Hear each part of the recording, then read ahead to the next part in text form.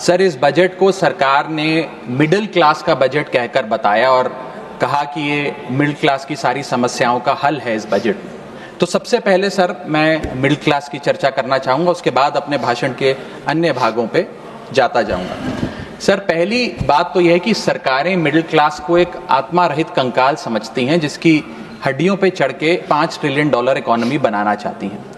Sir, इस देश का मिडिल क्लास कमर तोड़ मेहनत करता है, लेकिन इस मेहनत के बावजूद मिडिल क्लास गरीब हो रहा है, अमीर नहीं हो रहा।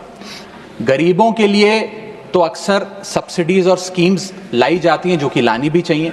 अमीरों के लिए production linked incentives, rebate, tax incentives, न जाने क्या क्या लाया जाता है, लेकिन इस देश के मिडिल क्लास को कुछ हासिल नहीं होता। ऐसा लगता है कि सरकारें समझती हैं कि देश के मिडिल क्लास के ना सपने हैं ना अरमान है, लेकिन वो सोने का अंडा देने वाली वो मुर्गी है जिसकी गर्दन जब चाहे मरोड़ के टैक्स वसूल लिया जाए। इसी के चलते सर मैं कहना चाहता हूं कि इस देश में मांग यानी कि डिमांड इसलिए गिर रही है क्योंकि इस देश का मिडिल क्लास सिकुड़ रहा है। तमाम आंकड़े एफएमसीजी सेक्टर से लेके गाड़ी बेचने वाले कंपनियों की सेल्स के आप उठाकर देखेंगे तो वो आपको यही बताएंगे कि इस देश का मिडिल क्लास खर्च नहीं कर रहा, और खर्च इसलिए नहीं कर रहा क्योंकि उसकी जेब में आमदनी ही नहीं है। मिडिल क्लास खाली सेंसस के लिए नहीं है सर, उसके भी अपने अरमान हैं, उसके अपने सपने हैं। 1989 में यूनाइटेड स्टेट्स ऑफ अमेरिका में एक पिक्चर बनी थी जिसका नाम था Honey I shrunk the kids. मुझे लगता है भारत देश में वर्ष 2025 में पिक्चर बननी चाहिए honey I shrunk India's middle class. Sir, मैं आपको साफ तौर पे बताना चाहता हूं कि मिडिल क्लास टैक्स उससे वसूला जाता है जैसे उससे किसी अधिकार से हम टैक्स ले रहे हैं और सुविधा उसको एहसान मुताबिक दी जाती है। सर, नेस्ले इंडिया के अभी आंकड़े आए जो इस देश की सबसे बड़ी एफएमसीजी कंपनियों में आता है। उस आंकड़ों में यह पता लगा कि 8 वित्तीय वर्षों में इस वर्ष सबसे कम ग्रोथ उन्होंने दर्ज कराई है। और जब नेस्ले इंडिया के चेयरमैन से यह बात पूछी गई कि क्यों आप अपनी लोएस्ट ग्रोथ पर आ गए, तो नेस्ले इंडिया के चेयरमैन ने कहा कि भारत का मिडिल क्लास खरीद नहीं रहा, भारत का मिडिल क्लास सिकुड़ रहा है। मैं महंगी गाड़ी और महंगे मकानों की बात नहीं कर रहा सर, लेकिन सस्ती गाड़ी और सस्ते मकान जो मिडिल क्लास खरीदता है उनकी डिमांड घटती जा रही है, उसकी प्रोडक्शन घटती जा रही है, जिसका सीधा इंपैक्ट हमारी इकोनॉमी पर है। काफी चर्चा हुई सर सरकार द्वारा कि हम मिडिल क्लास के लिए 12 लाख की टैक्स रियायत लेकर आए। मैं सर बतौर चार्टर्ड अकाउंटेंट ये बताना चाहता हूं कि ना ही ये टैक्स एग्जेम्पशन है, ना ही ये टैक्स डिडक्शन है, ये एकमात्र टैक्स रिबेट है। इस रिबेट का स्वागत हम सब करते हैं, हम सबको खुशी हुई, लेकिन मैं आपको इन तीनों में फर्क बताना चाहता हूं और ये दिखाना चाहता हूं कि कैसे चोर दरवाजे से इंडियन मिडिल क्लास से अभी भी इनकम टैक्स वसूला जा रहा है। पहली चीज सर, ये इनकम टैक्स एग्जेम्पशन नहीं है। एग्जेम्पशन होता है जैसे एक सोर्स ऑफ इनकम पर इनकम टैक्स लगे ही ना, जैसे कि इस देश में एग्रीकल्चरल इनकम, खेती बाड़ी से जो कमाई होती है उस पर कोई इनकम टैक्स नहीं लगता। ये वो नहीं है।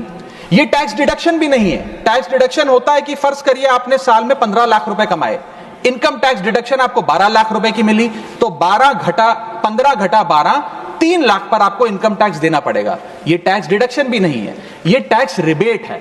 यानी कि 12 लाख तक अगर आपने पैसा कमाया साल में तो आपको इनकम टैक्स नहीं देना, लेकिन जैसे ही 12 लाख से ज्यादा, फर्ज करिए आपने 12 लाख 1,000 रुपए कमाया, तो पूरे 12 लाख 1,000 पे आपके स्लैब अनुसार आपसे इनकम टैक्स वसूला जाएगा। और दूसरी चीज, कैपिटल गेन्स पे, यानी कि अगर आप अपने कोई मकान बेचते हैं, सोना बेचते हैं, इक्विटीज बेचते हैं, शेयर्स बेचते हैं, उस पर जो कैपिटल गेन पे, मुनाफे पे लगता है टैक्स, वो इस 12 लाख की सीमा में नहीं आएगा, उस पे आपको अतिरिक्त टैक्स देना पड़ेगा।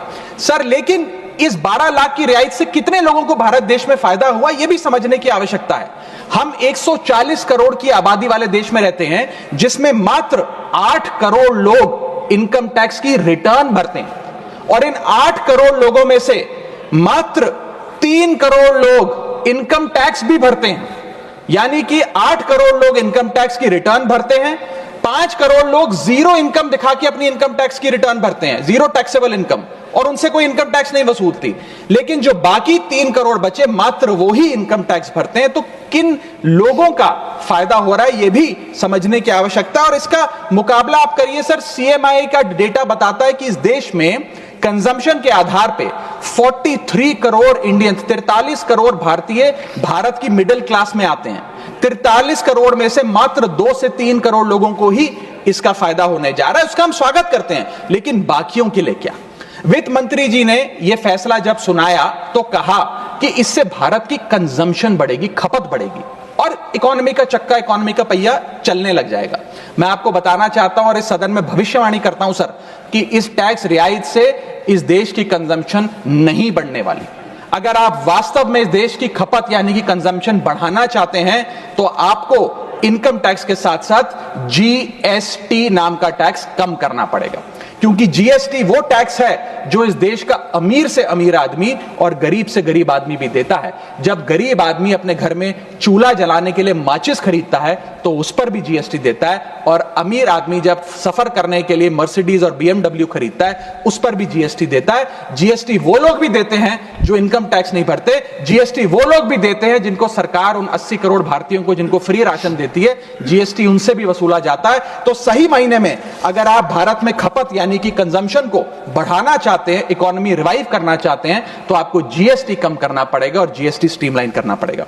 सर, मिडिल क्लास इस देश का सबसे देशभक्त क्लास है जो सबसे ज्यादा टैक्स देता है। और सर, जब नौकरी से लौटता हुआ साधारण पैंट शर्ट पहने मिडिल क्लास का आदमी मेट्रो की लाइन में खड़ा होता है तो उसे यह चिंता नहीं होती कि घर जाकर कौन सी पिक्चर देखूंगा या कौन सा पकवान खाऊंगा।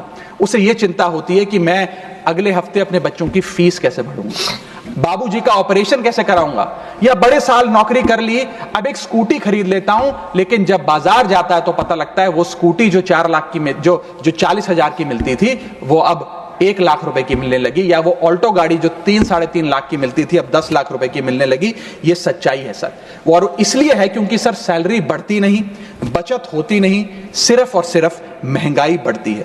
और सर, मैं ये भी आपको बताना चाहूंगा, रिपोर्ट्स बताती है, इकोनॉमिक सर्वे ऑफ इंडिया बताता है कि सैलरी औसतन मात्र 3% बढ़ी है पिछले वित्तीय वर्ष में, जबकि food inflation 10%, health care inflation 15% और कंज्यूमर प्राइस इन्फ्लेशन और न जाने कितनी इन्फ्लेशन तो इनसे कहीं ज्यादा ऊपर आंकड़ों पर आज मंडरा रही है, लेकिन उसके मुकाबले सैलरी मात्र 3% बढ़ी।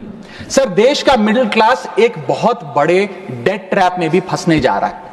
मैं ये भी भविष्यवाणी आज करना चाहूंगा, क्योंकि भारत का household debt to GDP ratio आज 40% पे खड़ा हो गया। सरल भाषा में बताऊं तो भारत के मिडिल क्लास परिवार आज रोजमर्रा के जीवन के लिए, अपने डेली एक्सपेंसेस के लिए लोन लेने पर मजबूर हो गए हैं, चाहे वो पर्सनल लोन हो, चाहे वो क्रेडिट कार्ड के जरिए हो, या चाहे वो अन्य प्रकार से फाइनेंशियल इंस्टीट्यूशन से ब्याज पर पैसा लेना हो।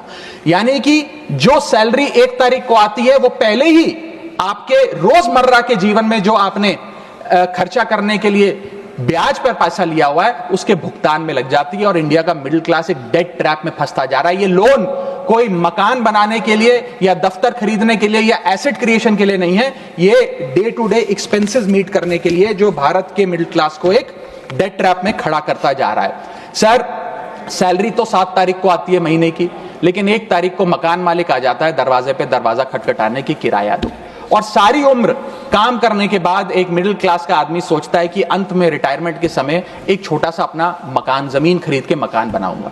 जमीन खरीद के मकान बनाना तो छोड़िए सर, आज रियल एस्टेट के प्राइसेस आपकी अर्निंग्स, मिडिल क्लास की अर्निंग्स के मुकाबले इतने ज्यादा हैं कि रिटायरमेंट 2-3 जन्म काम करने के बाद, रिटायरमेंट लेने के बाद भी शायद वो 2 BHK अपार्टमेंट भी नहीं खरीद पाएगा। इसीलिए मिडिल क्लास आज सरकार को वो गाना सुनाना चाहता है कि सारी उम्र हम मर मर के जी लिए, एक पल तो अब हमें जीने दो। सच्चाई यह है सर कि मिडिल क्लास के घरों में जब कभी शादी का कार्ड आता है तो चिंता हो जाती है कि सगन में कितना पैसा देना पड़ेगा, और साथ ही साथ नया सूट सिलवाना पड़ेगा, ट्रेन का खर्चा हो जाएगा, एटसेट्रा।